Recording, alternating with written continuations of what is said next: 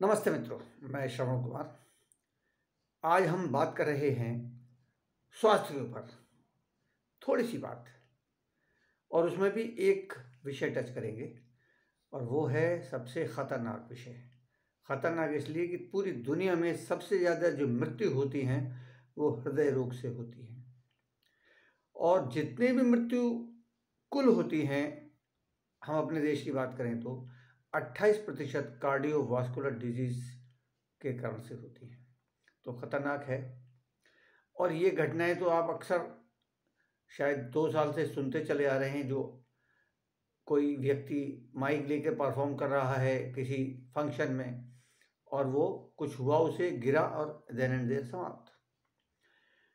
दूल्हे राजा वरमाला पहनाने के लिए ऐसे करते हैं, जो वधू ने तो माला पहना दी है, दूल्हे गिरे वहीं के वहीं ख़त्म।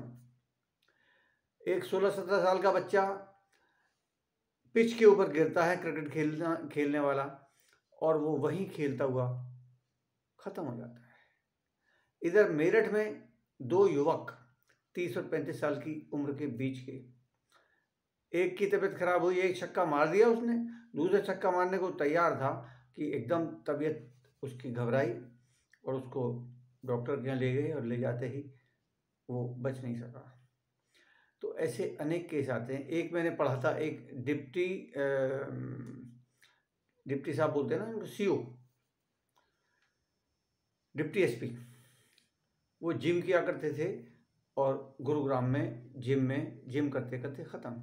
तो ऐसे बहुत सारे केसेस आपने सुने होंगे, बल्कि एक हफ्ते के अंदर अंदर तो एक 10 साल से कम का बच्चा अचानक ख़त्म हो गया। तो ये सब बातें जो हैं बहुत चिंतित करती हैं। लेकिन केवल चिंतित होने से तो कुछ नहीं होगा।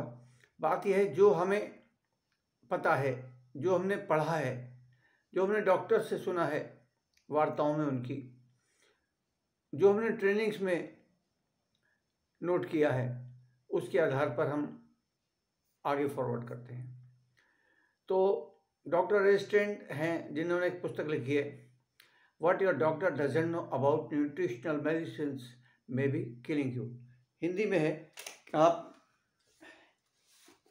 क्या आपका डॉक्टर पोषक तत्वों के बारे में जानता है। तो मैं और बातों में न जाके सीधे सीधे यहाँ आता हूँ। इन्होंने लिखा है हृदय रोग के ऊपर 3 चैप्टर लिखे हैं इन्होंने। उसमें लिखते हैं कि ये अचानक जो हृदयाघात होते हैं या कार्डियोवास्कुलर डिजीज है, इसके लिए केवल कोलेस्ट्रॉल ही दोषी नहीं है, या मुख्य दोषी कोलेस्ट्रॉल नहीं है, बल्कि ये हृदय रोग एक सूजनकारी बीमारी है, रक्त नलिकाओं की सूजनकारी बीमारी है। वो कैसे, उन्होंने बोला है कि रक्त नलिकाएं सूजन से मोटी हो जाती हैं। अब वो सूजन क्यों होती है, ये भी तो सवाल होता है ना। देखिए, हमारी इम्यूनिटी हमें बचाने के लिए विजातीय तत्वों से लड़ती है, और उस लड़ाई में जो WBC हैं, वो इधर से उधर जहाँ भी ज़रूरत होती है वो भागे फिरते हैं। और अंदर जो प्रक्रियाएं होती हैं, उसमें बहुत ज़्यादा प्रक्रियाओं की गहनता में जाने की ज़रूरत नहीं है। हमें तो परिणाम से मतलब है कि क्या परिणाम, यानी कि दुष्परिणाम होते हैं। तो सूजन, WBC हमें बचाता तो है, लेकिन एक साइटोकाइन नामक द्रव या रसायन की उत्पत्ति होती है, और उससे एक तो हमारा नाइट्रिक एसिड समाप्त हो जाता है। नाइट्रिक एसिड हमारी रक्त नलिकाओं की भीतरी परत के विश्राम के लिए आवश्यक है, वो कम हो जाता है। प्लस हमारे इसमें प्लाक बनने की प्रवृत्ति बढ़ जाती है। तो प्लाक का संग्रह होना खतरनाक है, और प्लाक का संग्रह हुआ और जो रक्त का प्रवाह है उसमें दिक्कत आती है, या कोई प्लाक अचानक फटा किसी कारण से, इमोशनल कारण भी हो सकता है सबसे ज़्यादा, और उसने रास्ता रोक दिया। क्यों? क्योंकि जब नलिकाएं सूज गई तो वो केवल बाहर से नहीं सूजती, उनकी पूरी दीवार सूजती है।